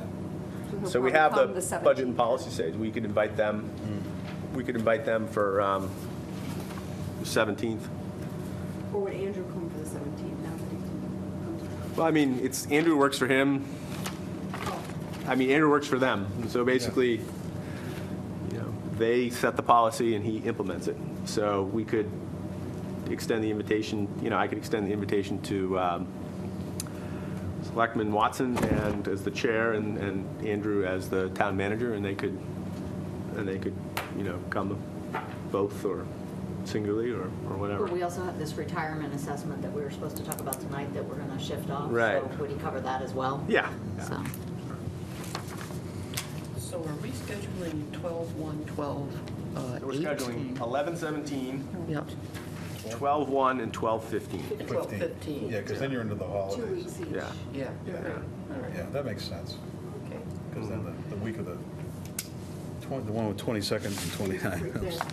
Yeah, those are bad weeks. Bad weeks. And then we'll be into the, and then really in December, you know, by December 1st, I think we should have our calendar set for budget season because we can anticipate when things are going to happen. I mean, all the dates are mapped out when the budgets are going to come back and do that. And that's, of course, for the capital improvement, the first we absolutely could hear about it is January. Is that what I'm hearing? Right. That's the first thing we're going to do. Yeah, I mean, it's a great, Do you have a copy of the CIP? sure I do. It's a great Have you process. seen the CIP? Oh, yeah. Oh, yeah, okay, so. I just, the timing of when it's first presented to this group versus when it starts to go more public, that's what I don't understand. It's 4 months, between the January and the town, it doesn't seem a lot of time, that's all. It isn't a lot of time. No, wonder if we could see something preliminary earlier, but, okay. Yeah, I mean, really where you see the preliminary is kind of year over year. No, I mean, you see it in the, because every year that it comes out, it basically looks at, there might be 60 line items in the capital plan, and they're all scored on a basis. You know, for example, doing the high school track might be out there as like 5 years down the road. Sometimes it's listed out by year, sometimes it's listed out by need, but there's a vigorous process in that. So if you look at what was there last year, you should have a fairly good idea of what's coming up this year. I mean, Some stuff will get pushed up and some will get pushed out sometimes. Right. Not by much. right. Unless it's a identified emergency, something's Right, happened. right, right. but I guess my question would be, as a relatively new member as well, how does something new bubble onto that plan? That's what I'm. That's thinking. really, For the yeah. departments. Big when new does- That's where items. departments Yeah. come in. And Okay. the rumblings I've heard, so just wanted to. Yeah. Yeah, I mean, that's even if you look at unclear to the, me as well. at the budget book and you go into the capital section, there's, you know, everyone submits a sheet. Right. But I don't remember seeing a ton of school build-outs in last year's. Because slip. they And weren't- I think we're they weren't in gonna there, get yeah. surprised by a very big number, but maybe it's not as big as the fire department and what's going on here with town hall, so maybe it's all relative. Yeah, I mean, you know, I brought this up at the end of last year, and all right, I won't go more than 1 minute here, but I brought this up at the end of last year. The Facilities Master Plan Committee that came out, and I mean, the first year that committee came back, I think in around 2011, and so with the 7-year plan, basically, and now we're at, you know, like year 4 and 5, you know, I mean, a lot of these projects have ramped up, and it's just about time to get a new plan out there, because some of the least well-defined parts that I saw of the facilities master plan, looking through the whole thing, were the schools. You know, there's a lot of detail. I mean, the big projects, I mean, you know, the fire department was talked about for, I don't know, Long time. 25, 30 years.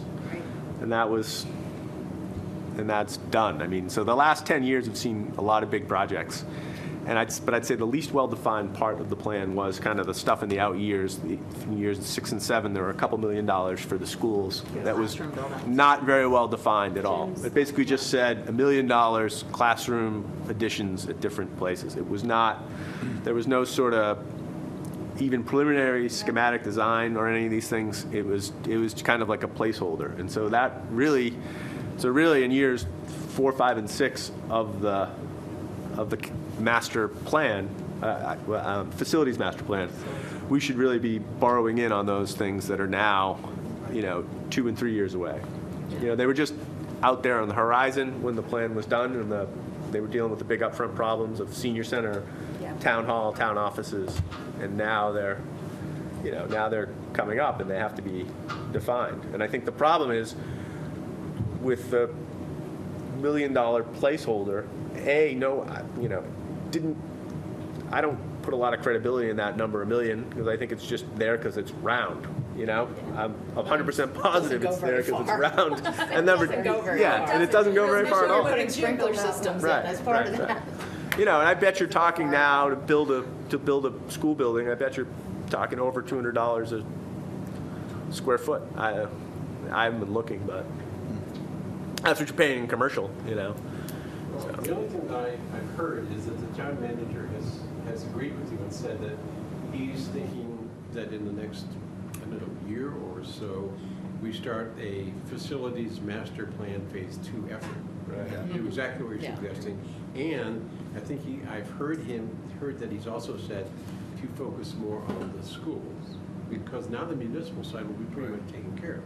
Everything will be done, including DPW, which is right at the end of that plan.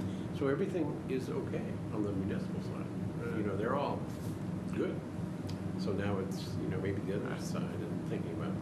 We've done remedial things to the schools. Right. With windows and heating systems, boilers, So we made a lot of progress, but still. Roofs. No more problems with the roof, right, Stan? That's reactive. At the middle school? We haven't had 3 feet of snow yet, so I'll let you know. It's still time. We're up there. Nobody's cut new holes into it for, no, okay. Okay. So we have the meetings fixed. Okay. All right. Sounds good to me. Do we have any motions? Motion to adjourn. Second. All in favor? Aye. All right.